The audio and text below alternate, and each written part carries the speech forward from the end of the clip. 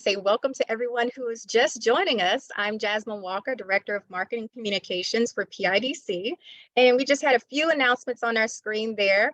And right now we're going to go ahead and just get started. And I'm going to switch it over to my colleague, Peter Silo, who will go ahead and give us some information about our upcoming speaker and session for today. So Peter, take it away. Well, welcome everybody. Thanks for attending the second session of the RACP seminar series. I'd like to thank Jasmine, thanked all of our co-sponsor organizations, and we thank them. And we also thank Senator Street for co-sponsoring the series and being a large supporter of the City of Philadelphia and the RACP program. So I don't know if the senator's on quite yet and would like to speak, but if he does jump on, we'll give him some time to say a few words.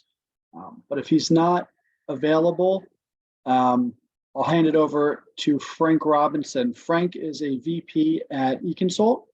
He's been with them for about 2.5 years now. And Frank handles a lot of different roles in the RACP lifecycle, acting as a consultant or project manager to different organizations across the city and really the state of Pennsylvania. His work's not limited just to Philadelphia. But Frank has a great knowledge base on how to formulate your e-application. And the e-application is the first document you submit to the RACP program.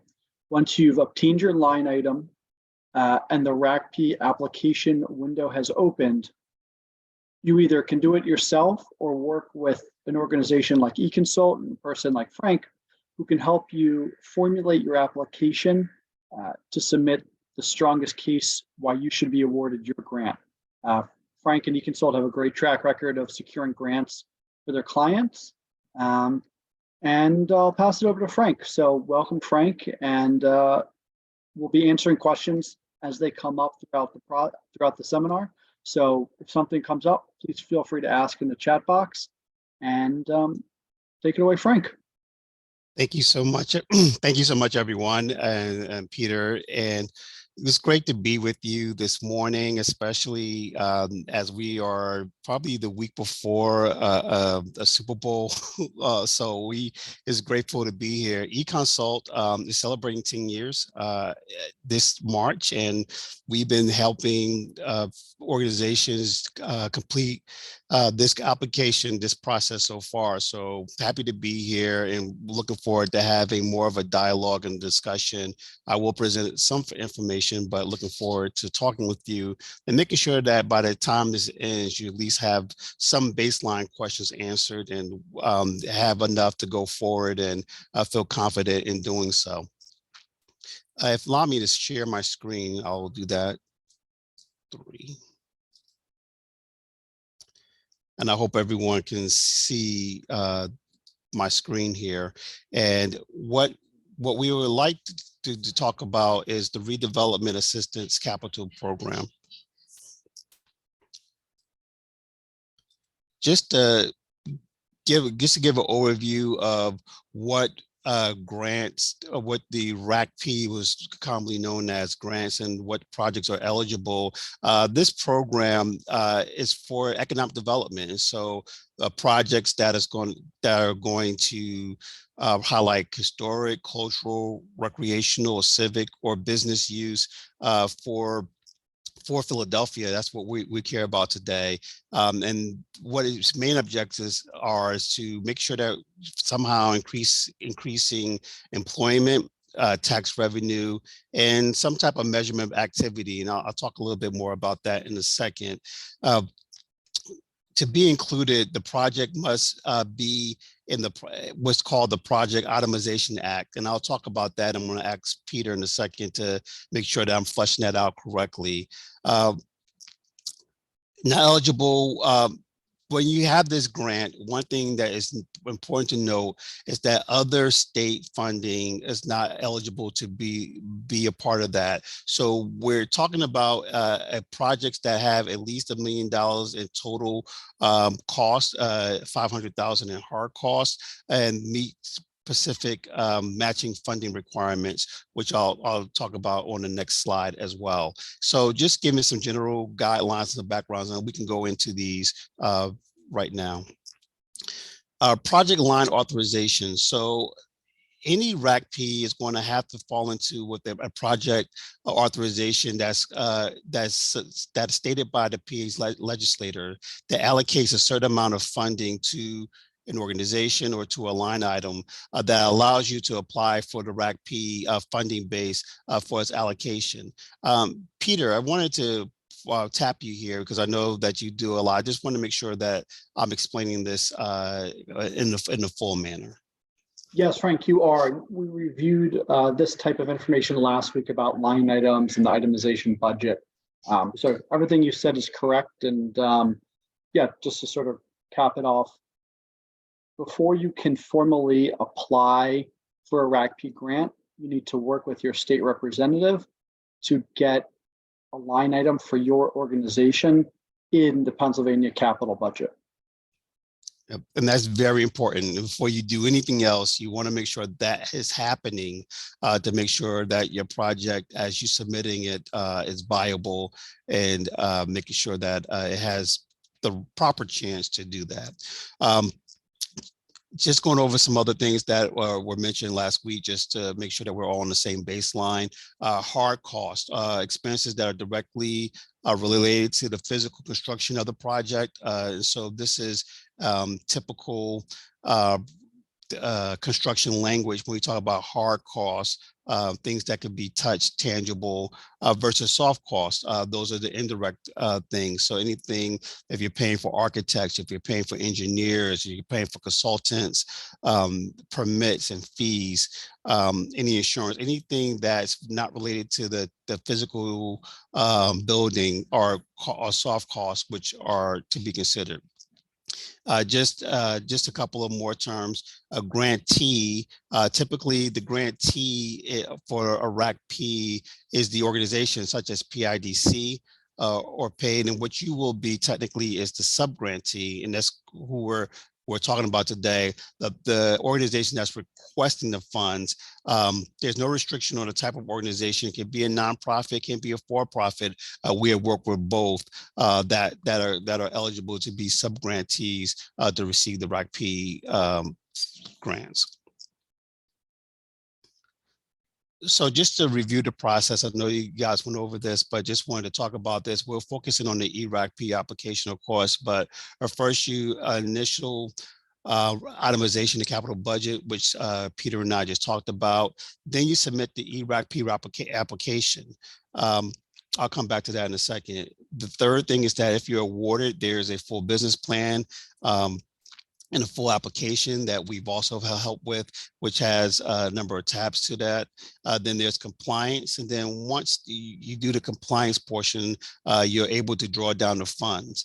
The ERACP application is something that comes up year, and what you see on the right of your screen is a typical schedule. And so there's submission of a RACP.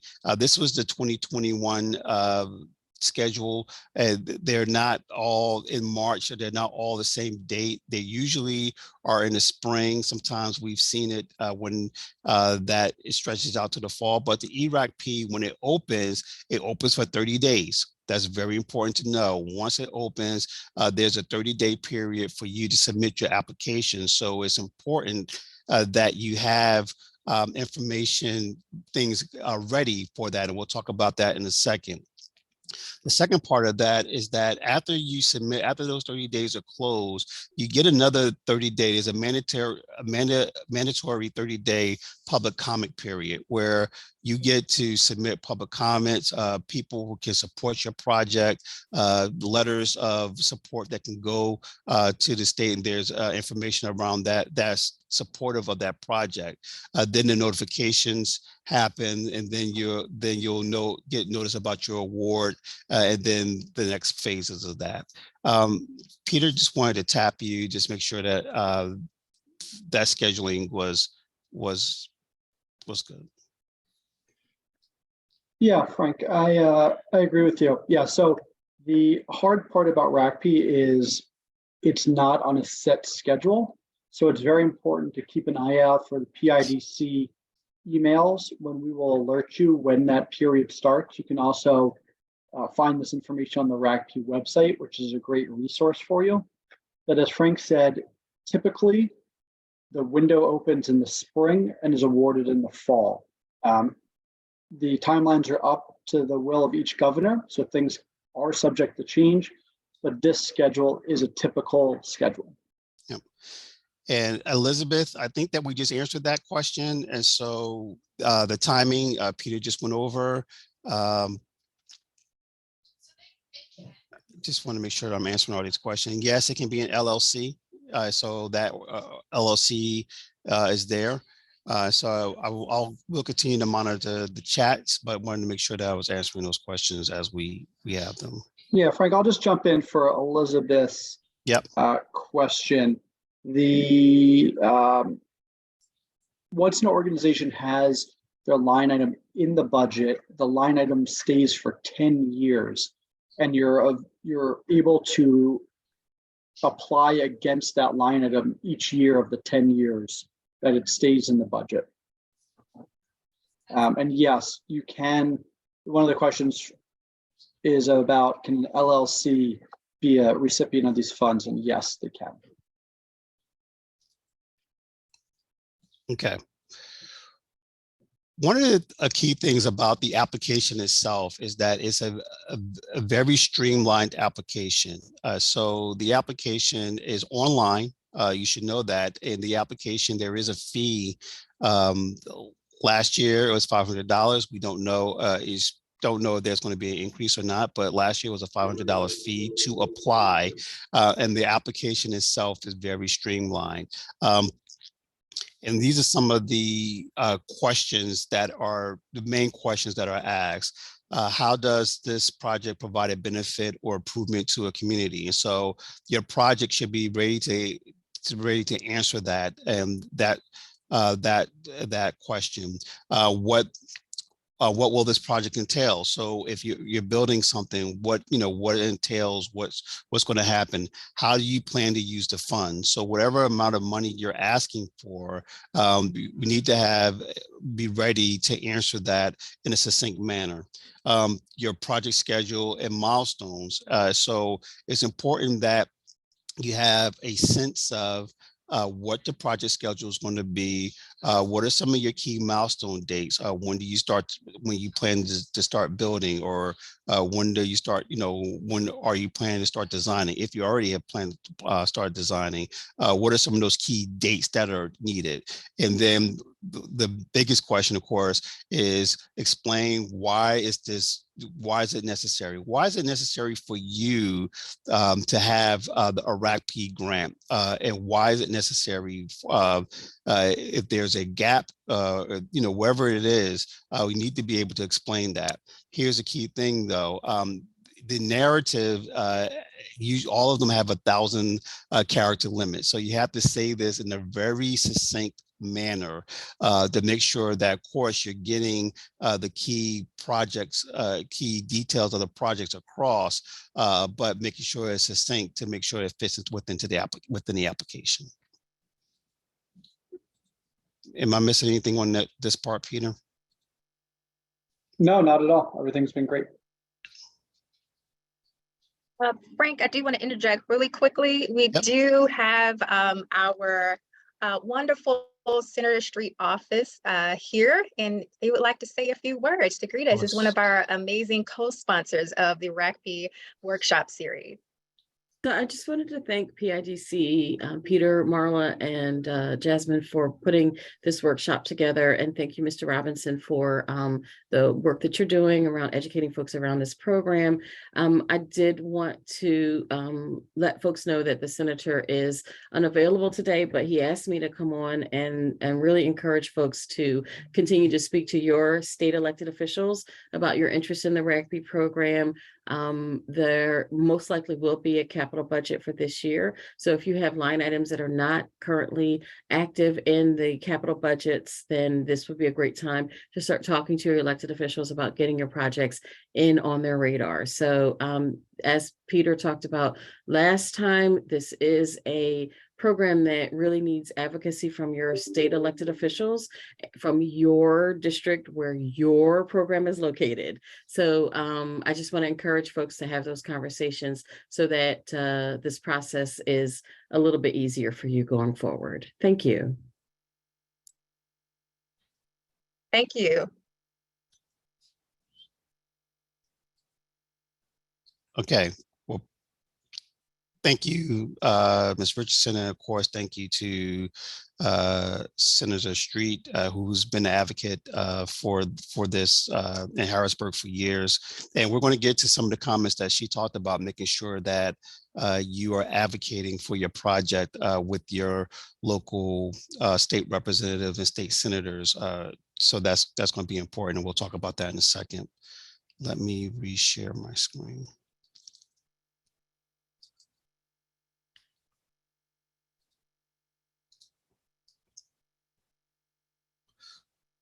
Okay, so some of the key data that's going to be needed, we talked about the project itemization line, that we talked about that. We talked about the type of organization that's going to be needed. That's one of the key inputs that are there. Context about the project. So the project site address, of course, and then a brief blurb, what we say here, but a brief description of the project. So it's important to know why is this important? So if you're building this building, why is this important to the community? Why are you taking on this project? The construction budget and timeline, that's very important. That's probably one of the most important things here. What is your budget? What is your timeline? I'm going to talk about that a little bit more as we talk about building your team. And then there's a single application. I have a sample one up that I will show you at the end of the formal presentation. But this is typically something that we help with.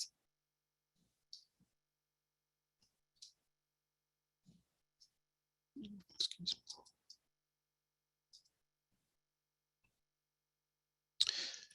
Frank, let me just jump in and answer Kathy's question here. Go ahead. Kathy says, on the previous slide, it mentioned the drawdown funds for reimbursement. Can that be done at the conclusion of each phase or at the conclusion of the total project? Last week it was mentioned reimbursement can take up to 2 years. So the reimbursement occurs when your project is eligible for reimbursement. RACP itself is running very slowly right now, where a typical reimbursement takes 2 years. If you have a project that you divide into different phases, then each phase can be dealt with as a separate project and become eligible for reimbursement at different times. Say you have, you're building two different buildings. One is starting a year after the first building. If the first building meets the RACP requirements as $1 million project and is done faster than building 2, then that building A would be eligible for reimbursement first. I hope that makes sense.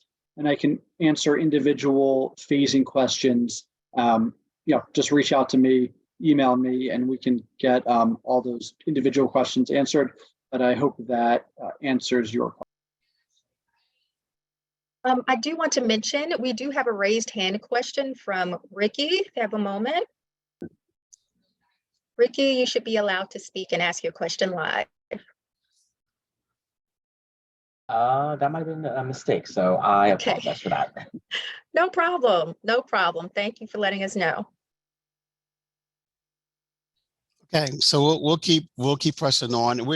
I only have two more things to show you, and then we can have a conversation and be able to answer your questions. One of the things that we've been talking about is the importance of a construction schedule, construction cost and timeline, and that is one of the most important things when you're doing an ERACP. You want to have something that when you're submitting the information, and I'll show you, as I said, I'll show you a sample application in a second. You need to make sure that the construction numbers are being done by an engineer or architect, a developer or a contractor, someone who can talk to what the construction budget is going to be, as well as proposed timelines. Now, we understand in our experience with working with that might change, but you have to have a baseline, one, for the application, but two, for all the other economic impact information that's going to be needed. Is also helpful to have a consultant. There's a number of economic impact, both on this, a smaller version on this one, but more so on the second portion of it that is going to be related. The state wants to know what are projected job numbers, what could be the projected tax numbers, and those things are going to be needed. You're going to need you could use a consultant to get those done. An optional thing, as we talked about, is that another option is that having a lawyer or a lobby firm or a PR firm to help promote the project, to help work if you don't have those relationships with state senators, as well as talked about that second phase, if you need help to make sure that you have the right letters or doing those things. Those are some other optional things. Those are not the last two are not required. You don't have to have a consultant to do that, but these are things that could be helpful as you're preparing your ERACP application. Let me stop sharing for a second so I can just share with you a sample application, and then open it up for the rest of the time for questions. Give me a second. Okay.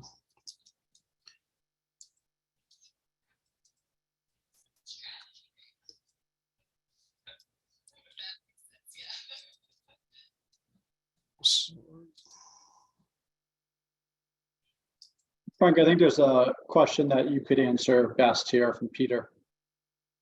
Okay.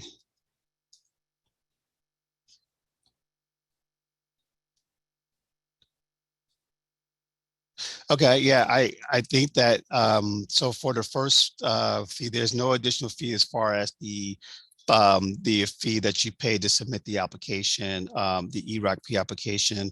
Our firm has a range, and it does depend on several factors. I could talk to anyone offline about that. Kind of where your project is, the sense of what's going to be needed, like how much information you have versus how much information we have to help you generate, as well as some distinguishes between nonprofit and for-profit. So that's personally, and there are other firms out there. I want to be clear about that. We're not the only one. So just want to make sure you knew that and be equitable in that answer.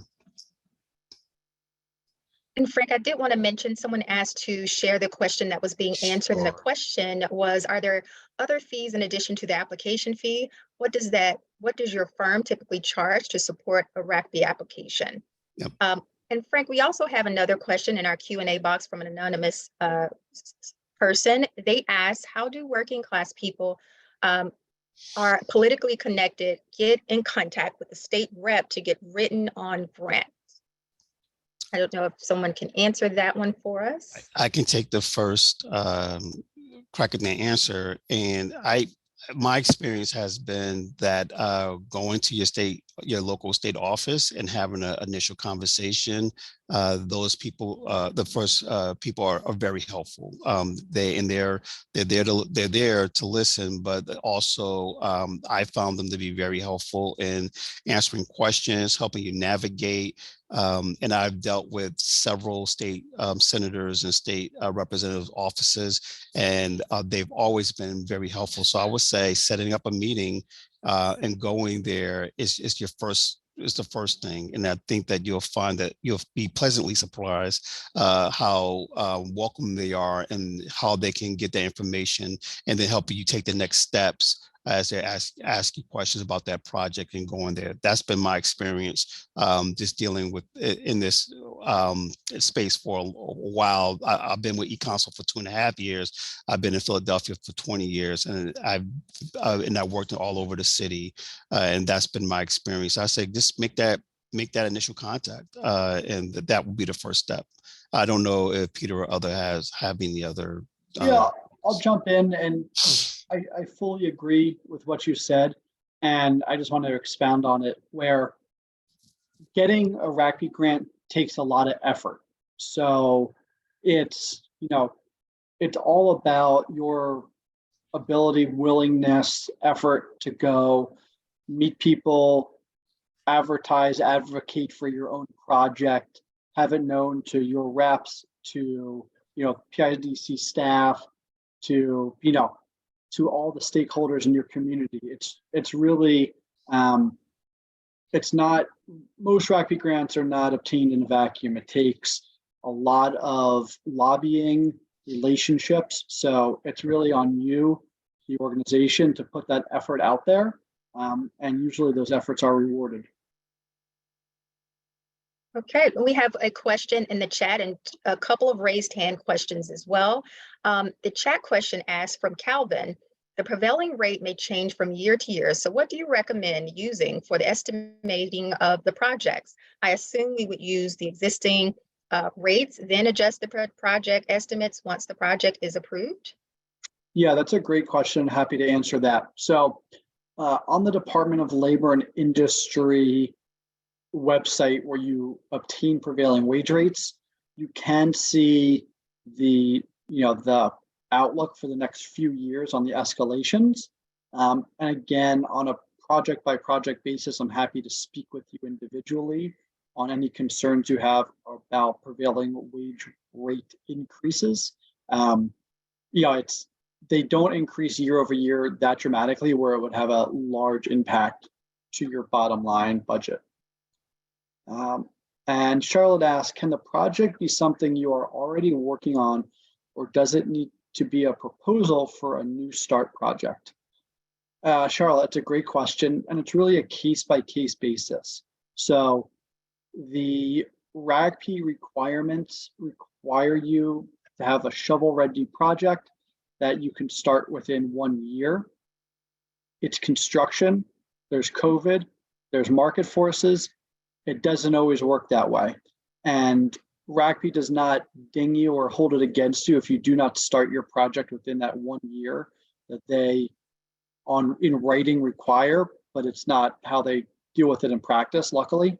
And same with projects that are already underway. The rules state you can't be underway when you apply for RACP, but again, that's not how the program is managed or very true. So if you have an active project, it is eligible for RACP. However, and the big however, is all your compliance needs to be in order. And it's very hard to have a RACP compliant project underway that you have not planned for, where you started this project without RACP in mind, and then go halfway through and say, hey, I want to see if this is eligible for RACP. It's almost impossible to do. And in most cases, it's much better to finish your current project and then start fresh. On your next project, you're going to know all about RACP and put it towards a new great project. And Kate asked, can the project be in design phase? Certainly. Projects in the design phase is a perfect time to start thinking about RACP, start thinking about the increased cost, prevailing wage, or US steel requirements you might have on your project. See if RACP is a feasible option for your organization to include in the project. So yeah, design is really the perfect time. And I'm going to let the Senator's office jump in and have a comment. So really quickly about establishing the relationships with the elected officials. I think that the most important thing is to invite people to your events and activities.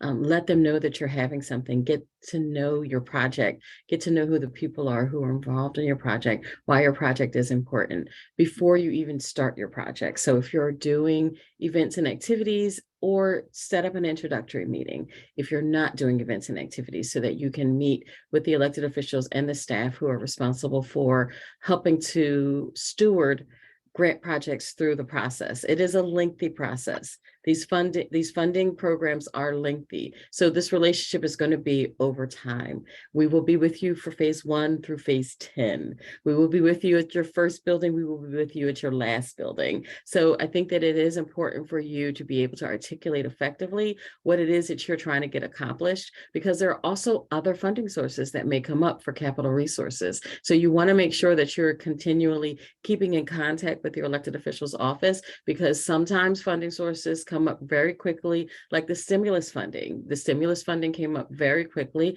and we had to make really quick decisions based on who we knew what we're doing projects in the that were shovel ready projects, similar to in 2008 with the Obama stimulus funds. Those shovel ready projects came up very quickly. So you do definitely have to make sure that you are being heard in order for you to be able to get your projects completed. Thank you. Thank you so very much. We do have a raised hand from Kathy. Kathy, I'm going to unmute you. You are allowed to ask your question live.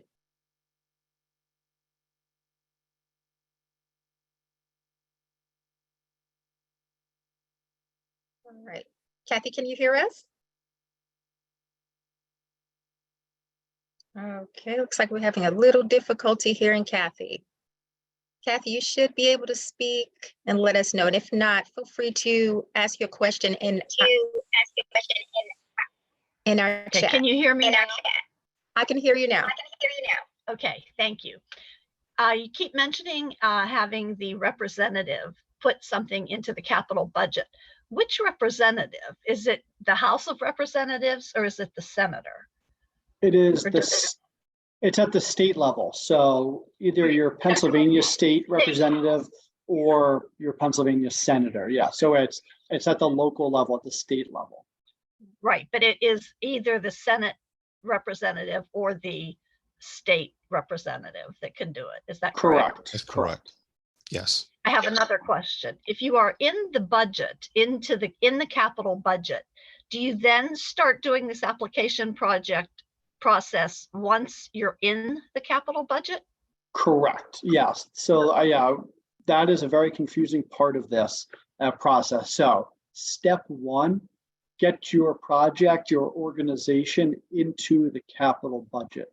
Step 2 is to apply, which the application Frank's talking about, the initial RACP application. So to apply against your line item. Say typically a line item would be $10 million. In your project next year, you need $1 million of RACP funding for it. So you'd apply for $1 million against your $10 million line item, hopefully be awarded. And then for the next 9 years, you'd have the rest of the $9 million available to use on future projects. Thank you. Thank you, Kathy. Appreciate your question. Okay, so we will move on to our next raised hand. And this question comes from Rachel. Rachel, you should be able to unmute and ask your question live. Hi, thank you. I wanted to know, is it beneficial for you to have your state representative and your state senator both advocating for the budget line item, or should it be one or the other? That's a great question. And it's everybody. Okay. The more voices, the more people advocating for your project, the better. So the RACP project, the RACP process is a political based program where your line item and the ultimate award of the money out of that line item is a political based process. So having more people advocate for your project to get, it is run from the governor's office as the ultimate decider of these funds. So the more people on your team advocating for your project, the better chance you have of being awarded these funds. Okay, great. And then does it, the timeline run with, like, you'll find out if you're in the budget when the state budget's approved? Is that the same timeline? Correct. And then the application is released after Correct. budget approval? Okay, Yeah. thank you. I just wanted to clarify. Perfect. No problem. So I do want to clarify that the capital itemization budget is different from the state general operating budget. So it's two different budgets, but they are discussed at the same time and they are separately approved. So the capital itemization budget is one budget that's approved, and then the operating budget is another budget that's approved. Thank you for that clarification. Thank you. That's an important clarification. Linda asked, since this is a matching grant, do you have to have your funds on hand when you apply? The answer is yes and no.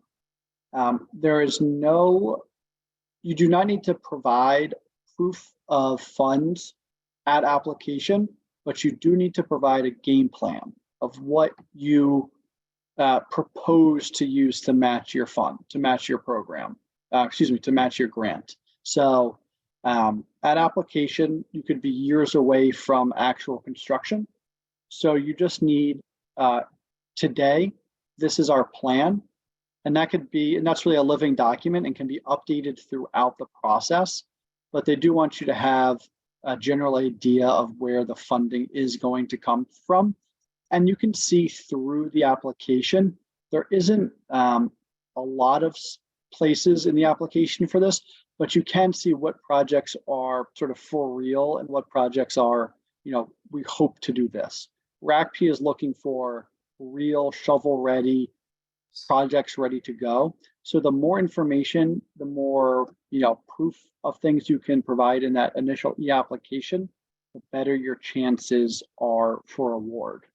Can I underscore that last point before you go on to the next question? And I think that's an important one. And so one of the things that we do is that we help screen, even asking some questions, because it's important that although Peter says it correctly, you don't have to have everything. It has to be real and it has to be ready, be shovel ready. And so making sure that you have those things in line, or you at least thought about or thought through, it might change, is very, very, very important, because what you don't want to do is to submit an application that is just a wish and even get the award, but then not able to obligate to have those funds obligated because they weren't there. And so it's very important that you think through that and make sure that it can change. So don't, it happens all the time, but make sure that you're thinking through the real sources of kind of what you use. I just want to underscore that point. That's a very important. Thank you, Frank. Savannah asked, does the line item determine your award amount in a certain year, or is the e-application, is there a standard line item amount? That's a great question. So the line items are really tailored towards your own organization.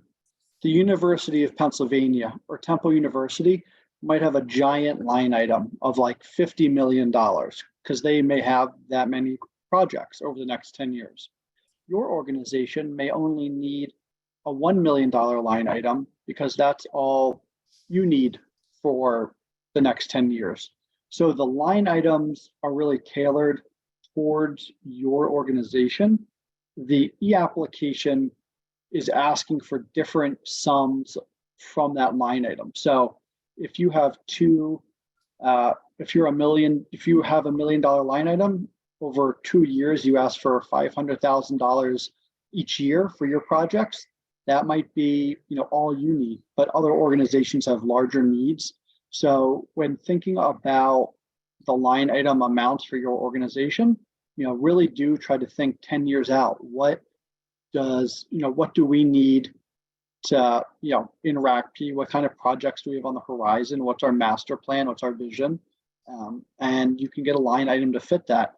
There's no guarantee you will ever be awarded the total amount of those dollars, but it's good to have it as a placeholder because, because of your master plan says we're trying to achieve this goal, then certainly ask for that line item.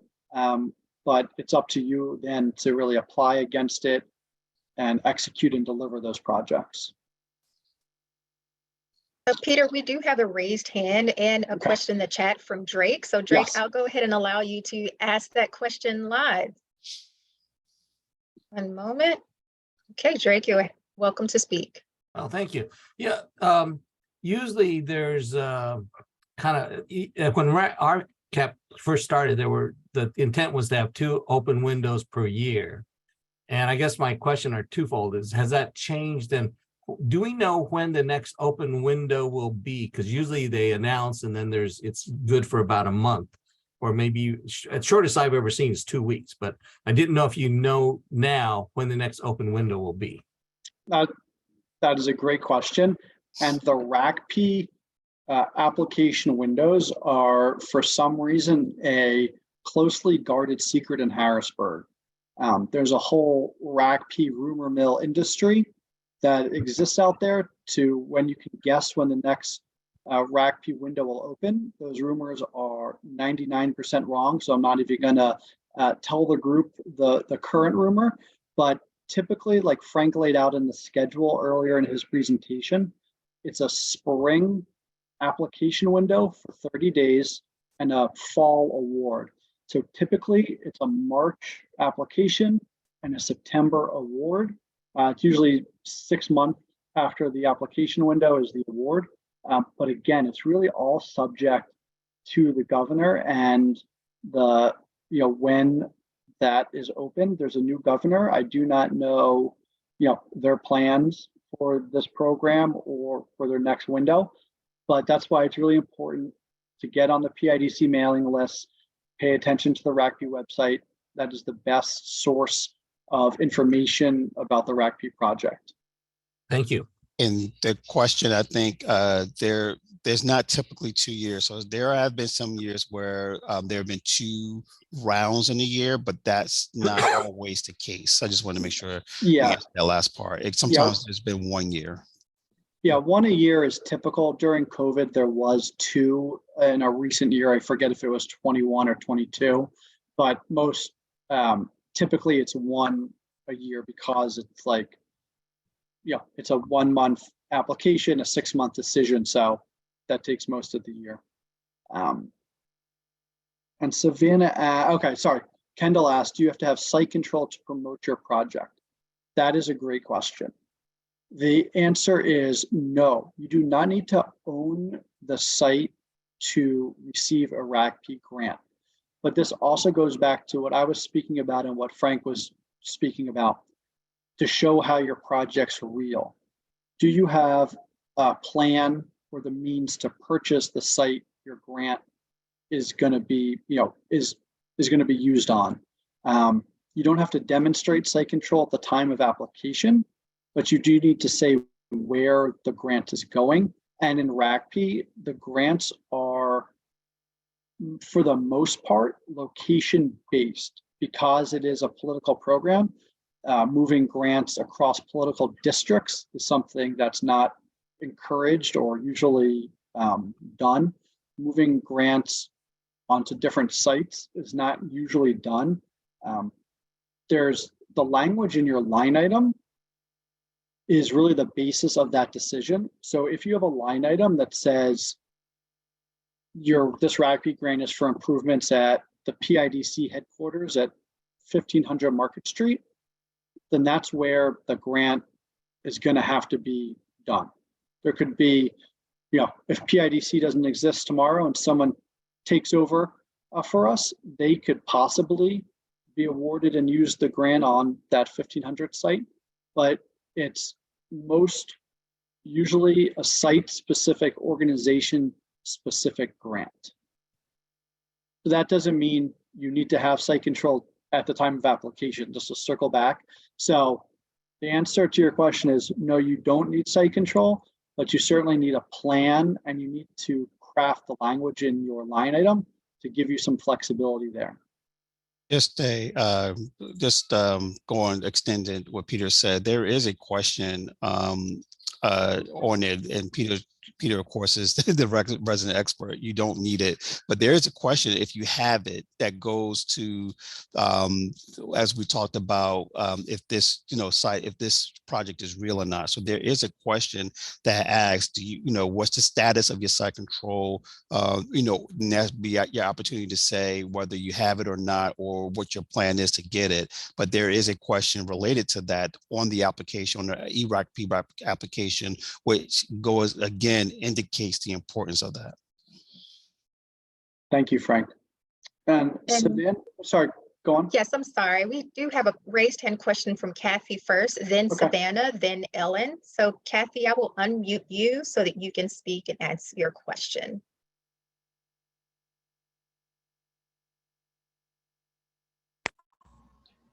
Kathy, Yeah. go right ahead. Okay, you can hear me? Yes.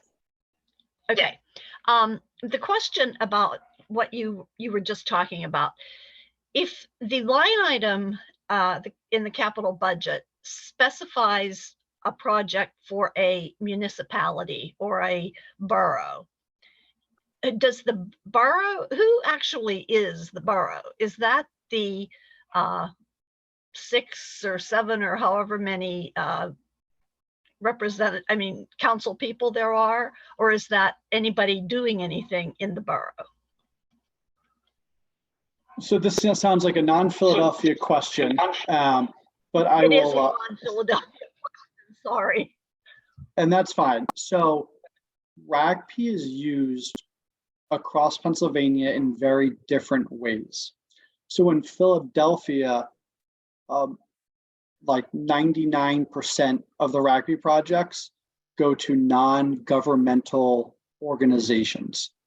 In other boroughs or counties in Pennsylvania, the municipalities, counties, individual boroughs will apply for RACP directly for improvements to fire stations or schools or other municipal infrastructure, which is a very different way of handling it than we handle it in Philadelphia.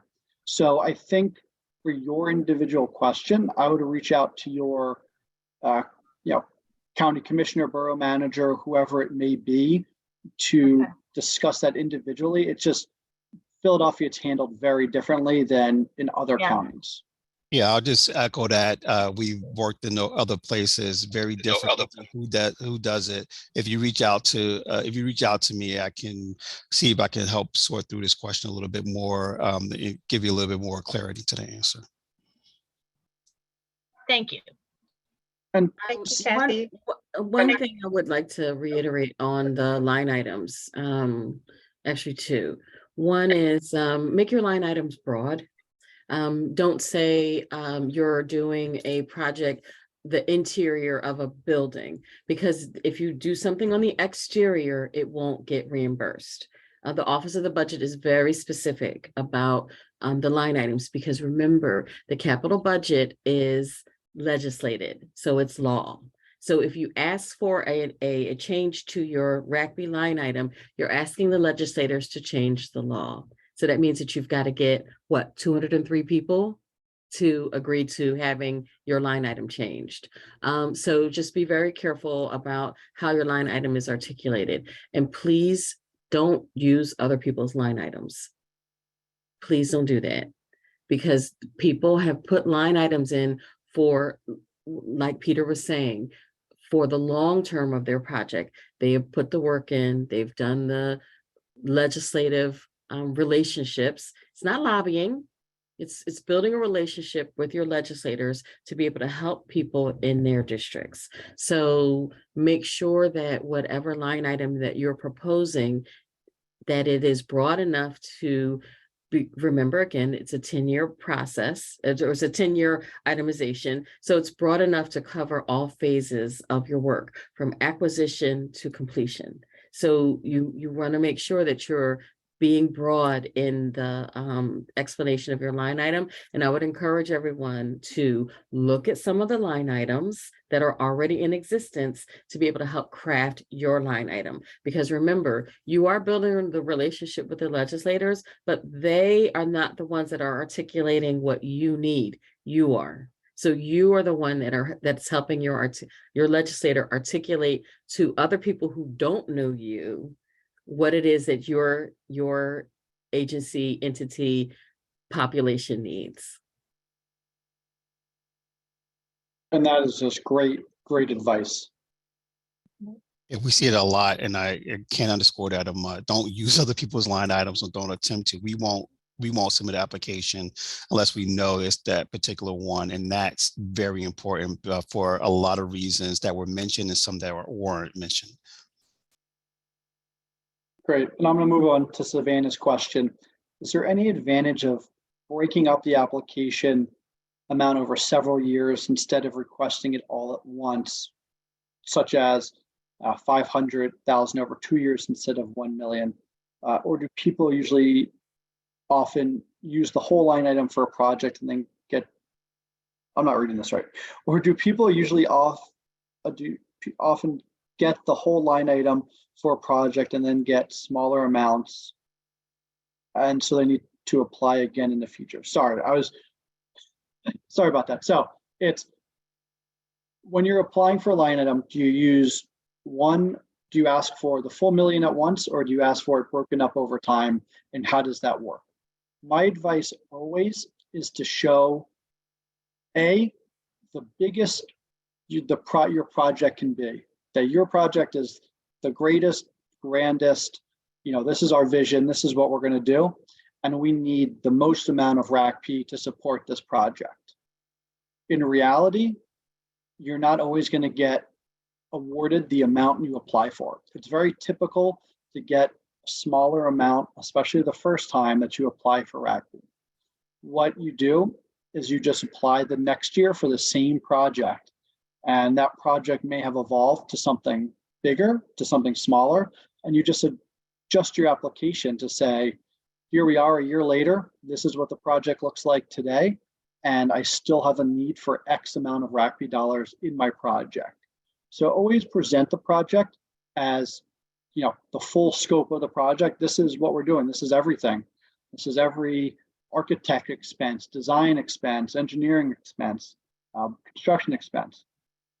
And then this is, the maximum amount of RACP that this project can support. I'm going to ask for that amount, knowing that you may not get that full award, but you are always welcome to apply again. It is typical for projects, especially larger projects, to get 2 or 3 awards to the same project, and they all just get rolled into one grant agreement down the line. And it's very typical. Frank could tell you all the stories about it as well. Cheater asked, if a RACP applicant meets with a state or rep or staff, is the organization required to register with the state as a lobbying principal? No. I do not believe so. I'm not a lobbying regulations expert, but an organization is just meeting with the state representative as a representative of their own organization to promote their own activities. If you're doing it on someone else's behalf, that may be a different story. But if you're doing it on your own behalf to meet with a representative for your own project, for the senator, that does not, I don't believe that requires any registration, but that's right, Peter. Okay. You're right about that. What are the reporting requirements once you receive funds? Ellen asks. That is a great question, and something we're going to spend all of the 4th session on. The RACP requirements are vast and strict, and the compliance reporting to become eligible for reimbursement are significant. They mostly revolve around the bidding compliance, the Pennsylvania steel compliance, and the Pennsylvania prevailing wage. I don't want to get too deep into it today, but we're going to spend a whole hour on our 4th session about how do you really get reimbursed for this money.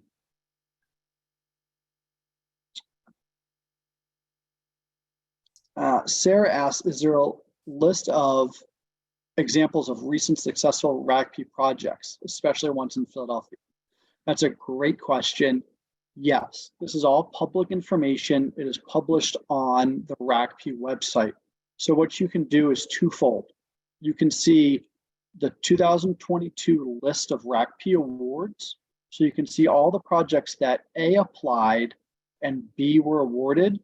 And then you could look on the website as well at each of their applications to give you examples of what a successful RACP application looks like. I know we have 5 minutes. Just one closing thought for anything else is that this is a development, and I just want to make sure that people understand, and this is just a professional opinion here, that getting the right people on your team is very, very important. So making sure that you have to spend some resources to get the right, the numbers and get to some of those things. Just want to make sure that you do that. Make sure that you give yourself the best position, put your organization in the best position possible to do those things. So I just wanted to make mention of that. And Frank, I think we turned off your slides before we got to the sample application. Can we run through that quickly just to give everyone a taste of what it really looks like? Sure.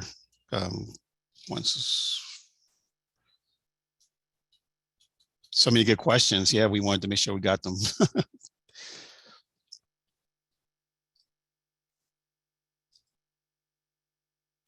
So, of course, this is all online. So this is just a kind of a word version of this. But things like project, your project name, what are you calling your project? Have you contracted, anyone to stay budget off? These are some of the standard. I don't think you're sharing your screen yet. Oh, sorry. Just want to make sure everyone sees it. Yeah, there we go. Thank you. Sorry. I started doing that. So let me go back up. This is pretty much just some standard information, things around your company information. And I'm going to go quickly because I know we're running out of time. These are some of the specifics, type of enterprise you are. This is information about the project overview, just some general high level things about your project. Here, what Peter talked about, here's the site. You need to name the site, who's the state and your state and the House representatives, and some designations here that we can talk through later. These are the project narratives. I went over these questions. These are the questions that are being asked, that there are 1,000 characters each. Here's the budget information, what it's going to cost. How did you get that? How do you get to that cost? Was it appraisal? Was it bids or quotes? And then a narrative about what that is. Here's some things about the information about this is where you'll put in those line items. So you have the line item numbers, where it goes. We can talk about what those are, but this is what we've been talking about a lot today. And here's some of these questions in the back. So asking a lot of these questions here's that question I talked about site control, that's necessary. You also have the name who gave you those budget items. That's something here. So that's sorry I had to run through it so fast, but that's part of the application, and we willing to share that with you. I know we're at time.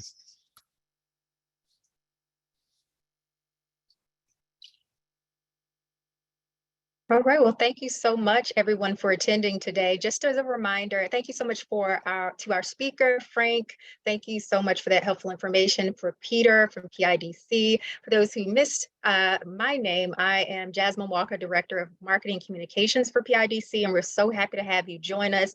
We appreciate the Senator's office, Senator Sharif Street, joining us as well to share their expertise and information today. Also, as a reminder, we do have parts 3 and 4 for the workshop that will be coming up. If you look into your chat box, you'll see the links to register individually for those. You will have to register for part 3 and part 4 separately. So please click on those links moving forward. And we do want to encourage you to check out some of our upcoming workshops at pidcphila.com/events so that you can take advantage of other business builder workshops we have coming up. But I also want to just give the Senator's office a chance to have any parting words before we go today. I just wanted again to thank PIDC and everyone who joined the call. The process is demystifying the RACP process, and I think that we're getting there. One of the things that I think that is important is as we move into the process further, is having folks from the Office of the Budget also talk about what they're looking for a successful RACP application. So I think that we're hitting the 50% mark, then I'm starting to think about other ways that we can make sure and bring in folks to be able to talk about how to be successful in this application process, and more importantly, the drawdown process. Once you meet all the special conditions, what are the things that you need to do to make sure that funding is then reimbursed? So thank you again. Thank you. And huge thank you to all of our co-sponsors. Again, Senator Sharif Street's office, 3rd Senatorial District, PACDC, Independence Business Alliance, Greater Philadelphia Hispanic Chamber of Commerce, the Asian American Chamber of Commerce of Greater Philadelphia, and our African American Chamber of Commerce for PA, New Jersey, and Delaware. Thank you so much to all of you, and thank you for our speakers today. Have a great day, and we look forward to seeing you for part 3 of the RACP workshop. Bye.